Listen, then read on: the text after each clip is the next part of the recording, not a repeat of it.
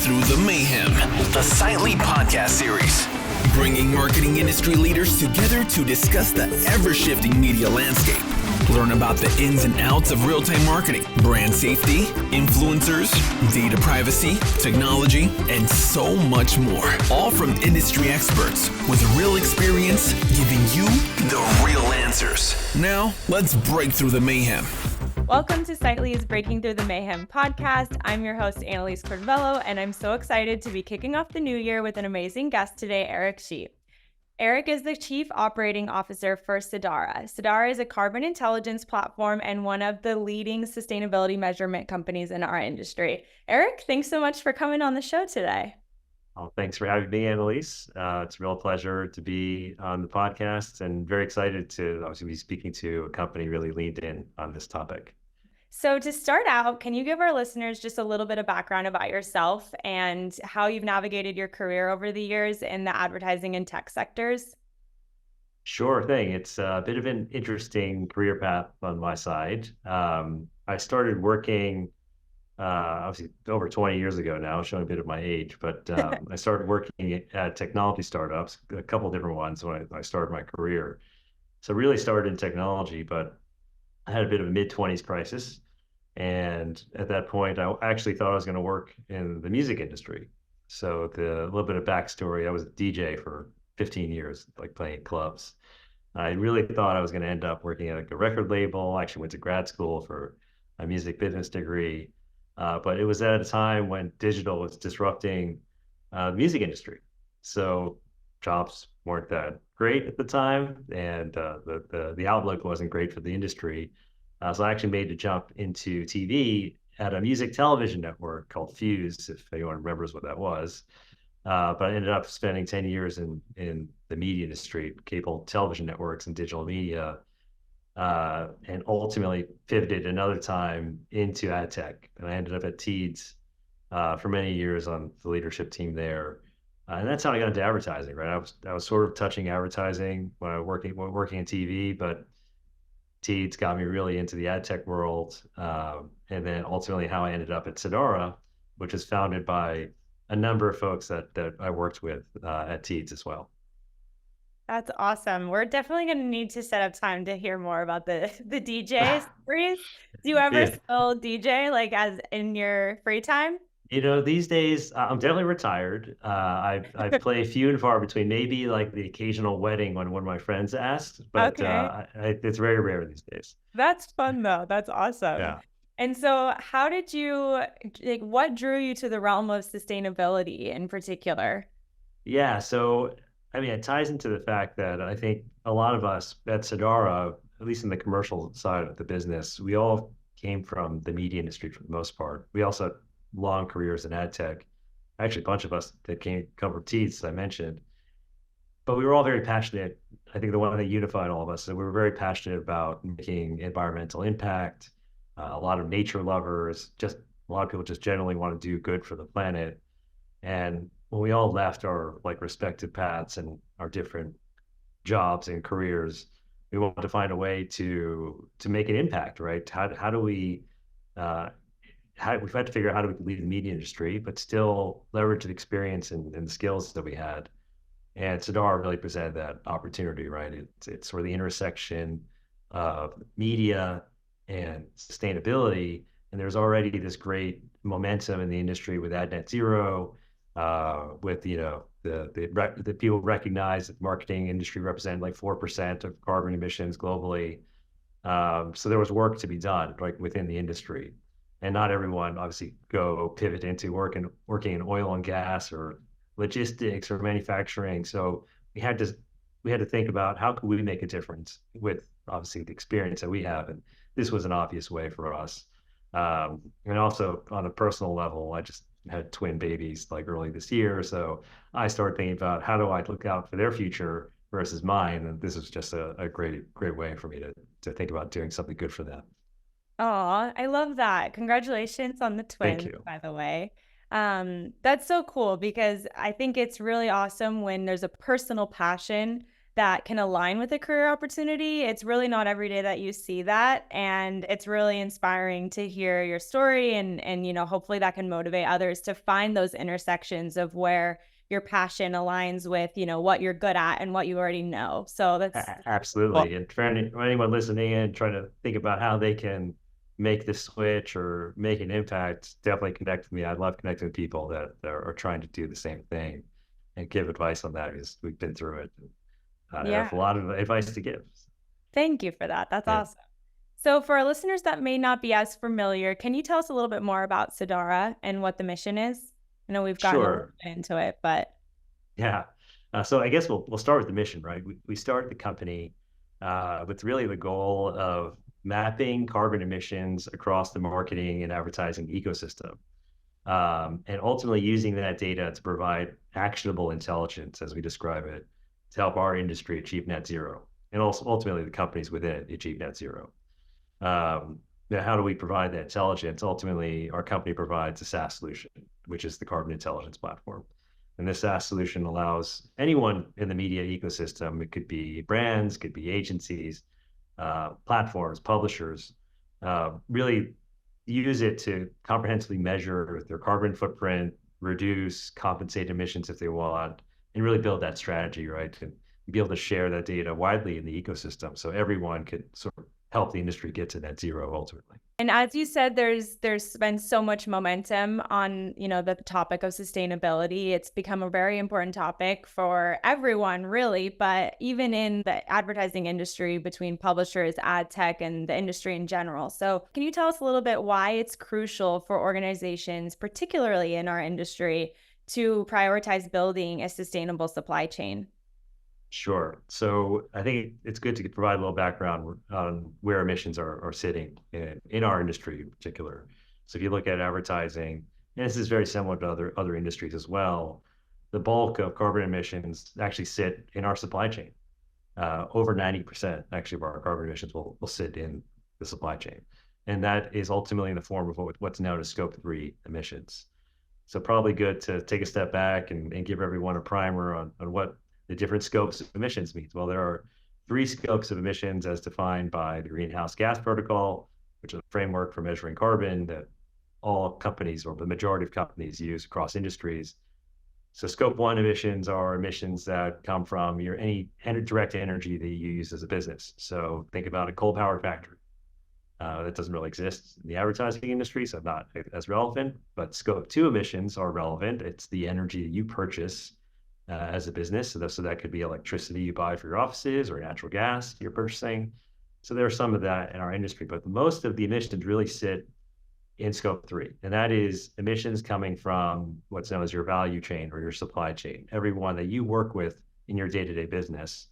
So if you could think about things like the business travel you're doing, a scope 3 emission, or office supplies you're purchasing. But ultimately, the bulk of scope 3 emissions for our industry are from media delivery, right? So actually delivering the ads and the companies you're working with to deliver those ads. So when we talk about supply path and optimizing, it's really optimizing the suppliers or vendors or even publishers you're working with. So in that vein, it's really critical to measure the footprint of all these suppliers you're working with. And that's how you understand how you could optimize and reduce your own emissions as a business. And you're already seeing this sort of happening across many supply chains, not just advertising.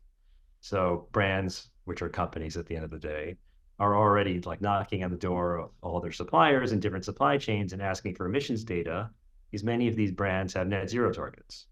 So a great recent example was Amazon. Amazon announced late last year that all of their suppliers will need to report emissions back to them starting this year in 2024 with reduction targets. Microsoft has had this in place. There are dozens of other examples.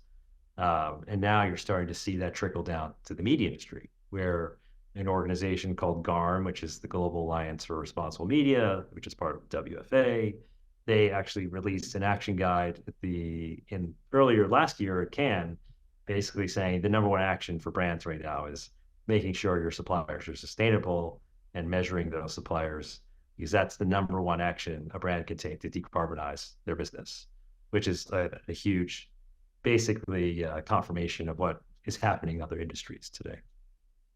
That's really interesting, especially because, I think most people are still a little bit confused on this topic. And, I was a little bit confused until I started talking to a lot of people in the space in particular, because you think about, the things that come to mind immediately when you think about reducing carbon emissions are things like electricity bills for a big corporation's office, or business travel, or big splashy media activations and things like that. And those seem to be, the things that are obvious as far as like how a company can reduce carbon emissions. But, a question that came up a lot is like, how does a company like Sightly, for example, we're fully remote, we don't have any office space, so no electricity bills, we don't do a ton of business travel, we're not out there doing really splashy in-person marketing activation. So where do we start? And as you said, it's the supply chain, it's where we're buying media.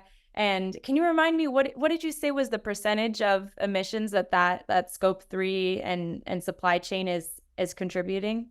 Yeah, so over 90%, which is massive, right? That's what you ultimately need to tackle to reduce your own corporate emissions, your scope 3 emissions. That's what the real challenge will be for most companies in our industry, right?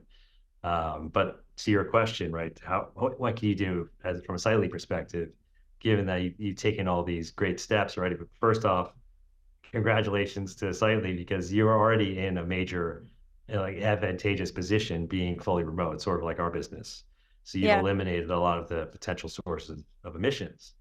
But as we talked about, right, most emissions will sit in scope 3 and media delivery in particular for your business.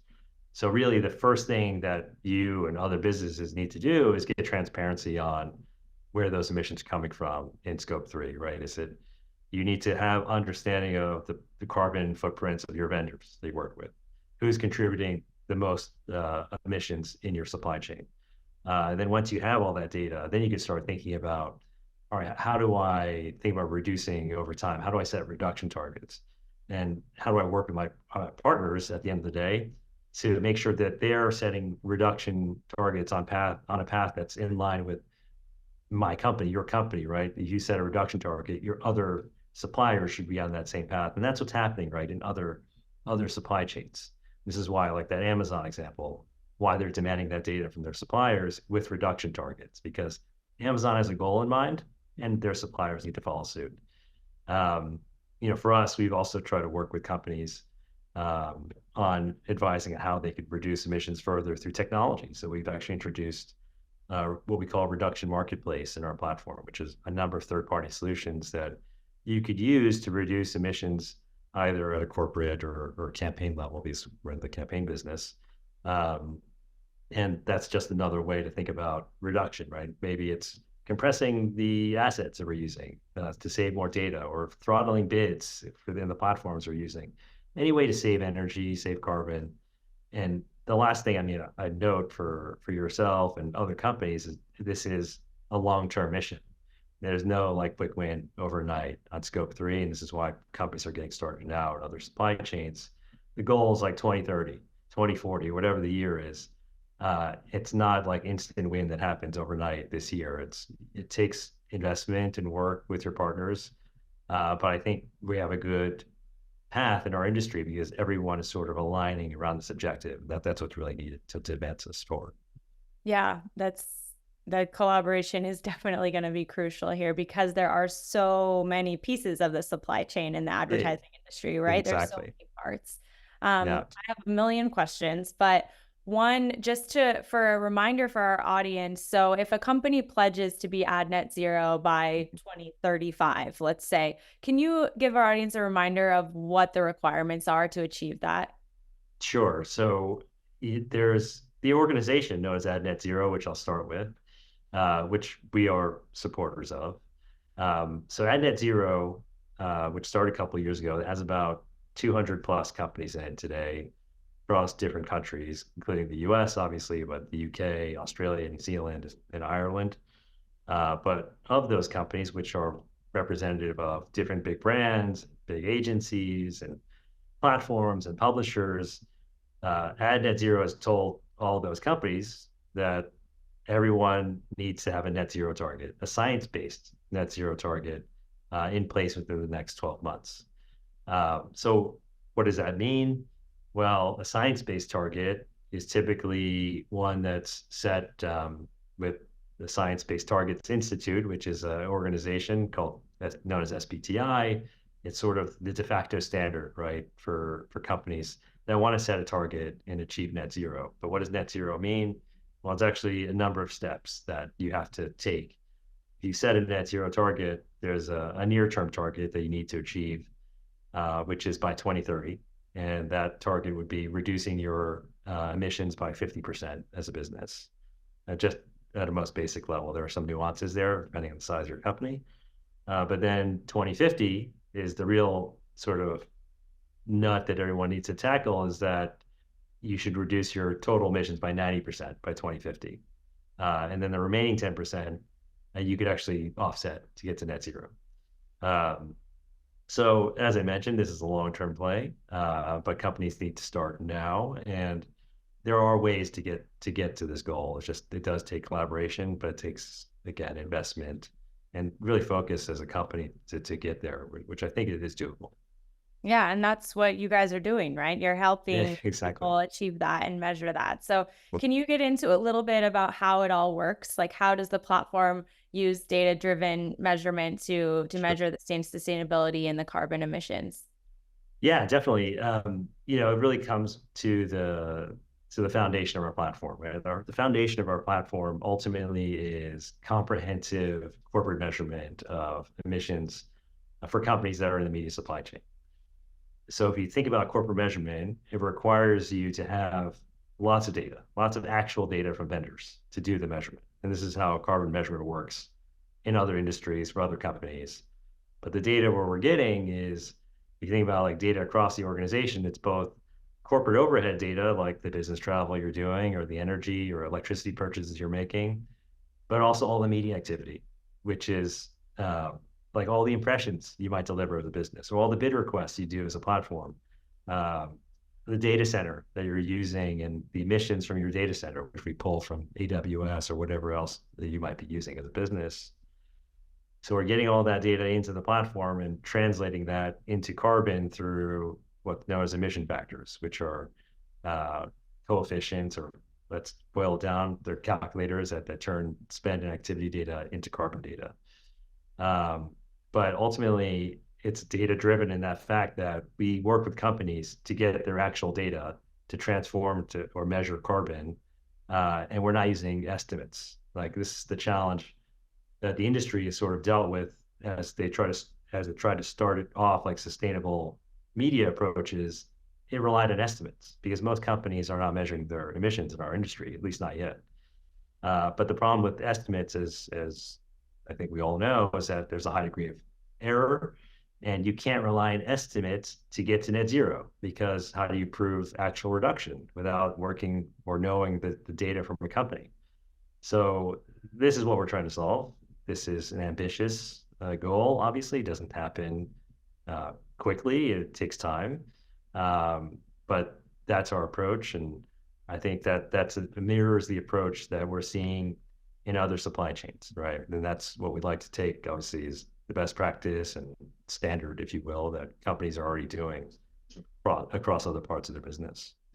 Yeah, and I think a really bite-sized way to understand kind of like a starting point for people, for advertisers in particular, is what you allow brands to do within the platform at the campaign level.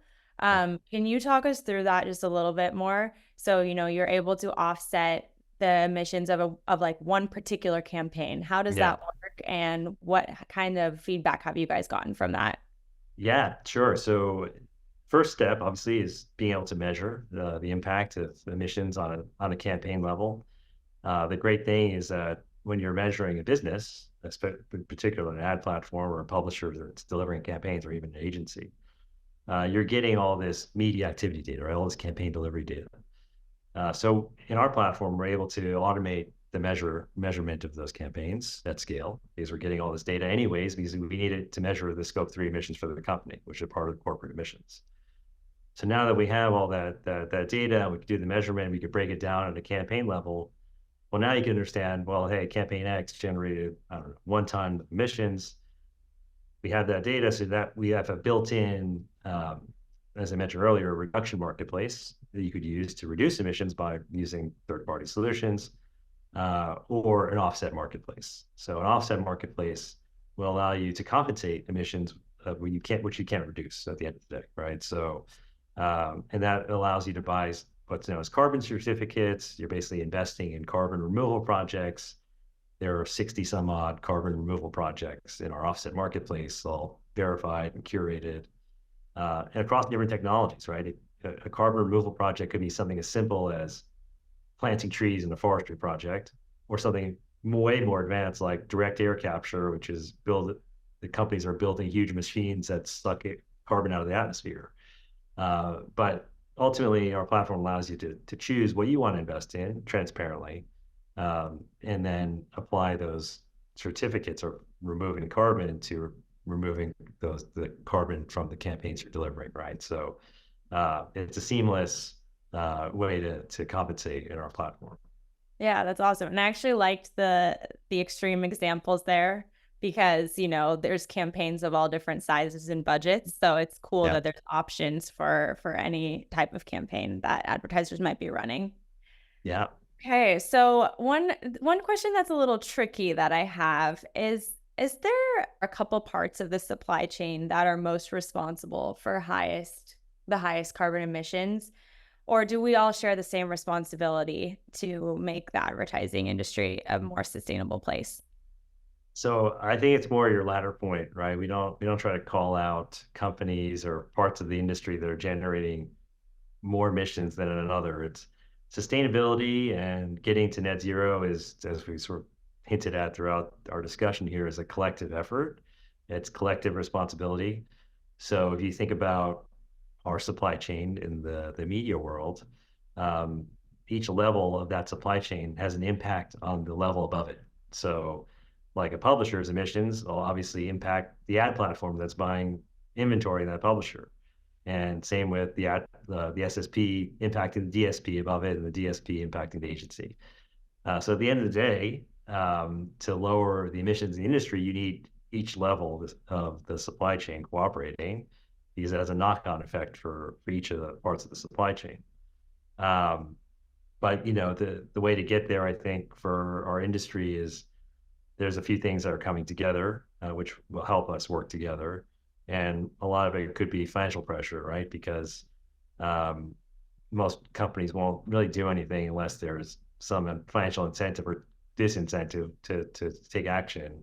And we're starting to see that with GARM, which I mentioned, how brands are trying to lean in and get carbon data from their suppliers. But it's going to mirror what's happening in other supply chains, where if you don't provide the data, or if you don't try to be transparent with your emissions, you could be removed from the supply chain long term, because the goal of these companies and brands at the end of the day is to get to net zero.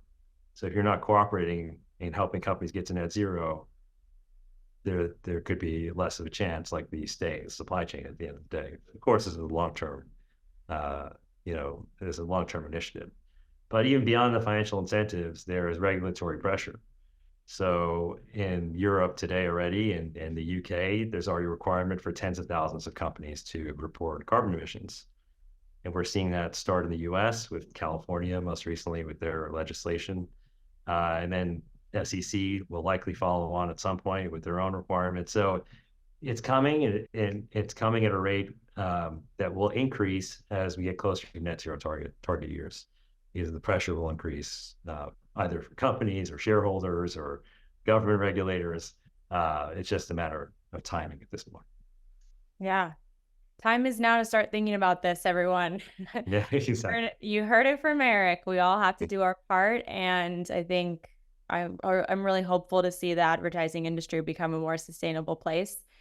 So we love what you're doing, and we really think others will too. Is there a good place for people to learn more about you and Cedara? Sure. I mean, definitely check us out on LinkedIn. You could find us there, but our website, Cedara.io, we're actually relaunching our site this Friday, which is January 5th, if you're tuning in later. But there'll be much more information on the company, the products there. Yeah, if you want to follow us on all social channels, we're there, Twitter, Instagram even. Give us a shout. So. Awesome. Well, thank you so much for coming on the show. It's been an absolute pleasure. And thank you again, Annalise. It's definitely a pleasure chatting with you, and hopefully educational for the audience. And yeah, let's work together and make a difference in our industry. I love it. Thank you. Hi, I'm Hannah, one of the producers for Sightly's Breaking Through the Mayhem podcast. We want to thank you so much for listening to the show. If you want to learn more about the guests we had on today, we included additional information about them in the show notes. Finally, if you'd like to be on the podcast, or if you know someone that would make a great fit, you could fill out the form at sightly.com/podcast. We hope you have a great day.